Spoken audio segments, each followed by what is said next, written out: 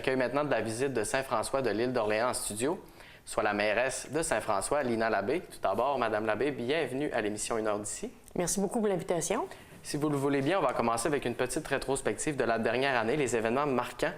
Et puis, il y a un dossier, là, ça ne date pas seulement de la dernière année, mais il y a eu de l'avancement par rapport à ça, c'est le dossier de l'érosion des berges. Qu'en est-il de ce dossier? Oui, effectivement, l'érosion des berges, en 2014, à l'automne, dans le chemin de l'Anse verte, on avait un gros problème majeur avec la navigation qui passe aujourd'hui, avec l'érosion qui avance dans le chemin. On a eu une perte de mur. Alors, il a fallu qu'on se revire de bord très, très vite pour essayer de régler le problème des citoyens. Suite à ça, on a communiqué avec le groupe ZIC Québec, c'est la zone d'intervention préventive du fleuve Saint-Laurent. On a signé une entente avec eux autres. On va être le projet pilote pour l'ensemble de l'île du côté sud. Parce que du côté nord de l'île, il ne faut pas se cacher qu'il y a moins d'érosion que du côté sud. Du côté sud, on est la pointe est complètement. Alors, c'est nous autres qui est les plus affectés du côté de l'érosion. On va regarder avec une étude de caractérisation. L'étude de caractérisation va faire que les citoyens vont savoir dans 5 ans, 10 ans, 15 ans, 20 ans où va être rendu le problème d'érosion des berges sur chacun de leurs propriétés. Suite à ça, on va avoir une réunion d'information et de consultation aux citoyens. Et puis, on veut faire un guide pour diriger les citoyens à quoi s'en tenir et quoi faire dans le futur pour protéger le terrain. Et justement, c'est quand qu'ils vont avoir des nouvelles de tout cela, là, notamment la réunion, là, ça va être au courant de l'année? Ça devrait être au courant de l'année, comme ça peut peut-être aller en 2018, parce qu'il faut attendre du côté de ZIP.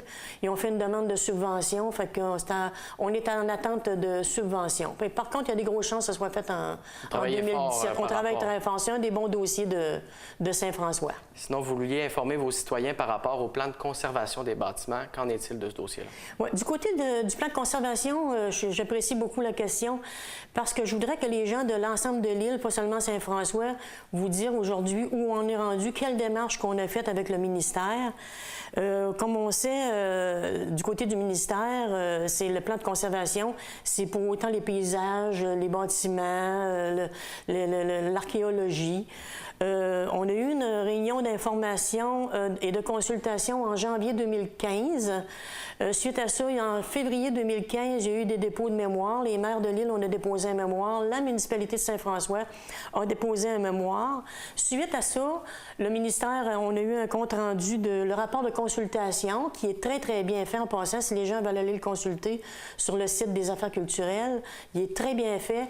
Alors, le ministère, s'il écoute vraiment ce que les gens veulent, devrait aller vers le rapport de consultation.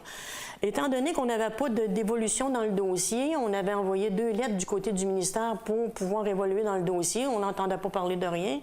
On a décidé du côté des maires, 5 maires sur 6, 5 municipalités sur 6, qu'on a dit, regarde, on va envoyer les demandes d'autorisation directement par les citoyens pour voir le mécontentement des citoyens face au ministère des Affaires culturelles. Et là, on a eu une ouverture parce qu'on a parlé aussi à notre députée, Mme Caroline Simard. Tu avais déjà contacté des citoyens par rapport à ça? Oui, oui, oui. Puis Mme Simard, elle a beaucoup de demandes aussi, puis elle a beaucoup de problèmes versus ce plan de conservation-là. Elle a réussi à nous faire rencontrer Mme David, qui est ta ministre dans le temps. Par la suite, on a rencontré M. Fortin, je pense que c'est en décembre 2016 qu'on l'a rencontré. Et on était supposé d'avoir des nouvelles puis d'autres rencontres à partir pour janvier cette année. Puis on n'a pas eu de nouvelles. On devrait être rencontrés d'ici la fin mars. Parce que je peux vous dire qu'on a un mouvement de citoyens qui est prêt à soulever. Et, ça, je les ai avisés là-bas. Parce qu'ils sont très mécontents du déroulement. Ils ne veulent pas nécessairement ce qui est dans le plan. On attend la suite de cela. Et pour ça, il faut en parler parce que sinon, il faut mettre les gens au courant, c'est ça. Là, on attend le retour d'ici la fin mars. Sinon, il y a eu des travaux dans la municipalité au cours de l'année. On va commencer tout d'abord avec le centre communautaire.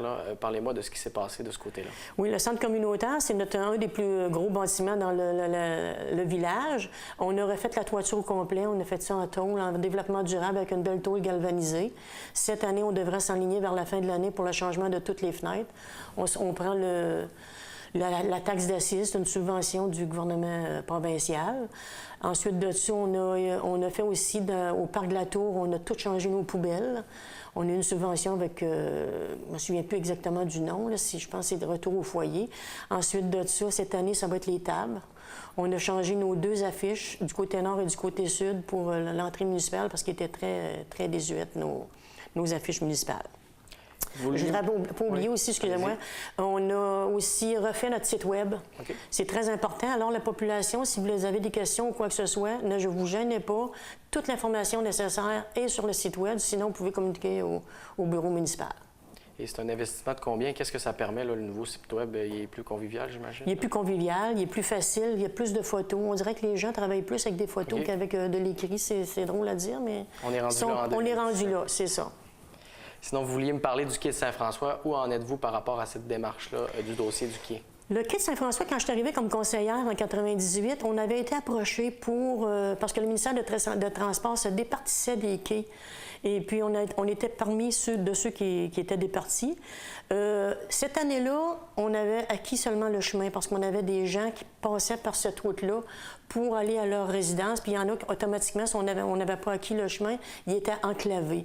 Par contre, dans les négociations qu'on avait faites avec le ministère, dans ces années-là, on n'était pas capable de prendre le quai de Saint-François. C'était trop onéreux pour une petite population comme la nôtre parce qu'ils nous le donnaient tel quel. Si on le prenait tel quel, il était démantelé en 2026 et c'était à nos frais.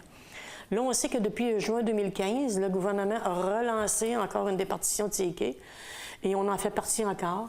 Mais il y a un processus là-dedans. Il faut attendre que les étapes passent. Nous, on attend, puis on devrait être communiqué sous peu. On a l'intérêt de le regarder très sérieusement parce que si on regarde les érosions des berges et on enlève le quai de Saint-François, c'est sûr qu'il y a une grosse protection pour nos érosions des berges. Et je vous dirais qu'il est très populaire, la pêche. Il y a beaucoup de gens qui vont à la pêche, beaucoup de monde qui viennent à la plage de Saint-François. C'est un beau coin visuellement pour les paysages.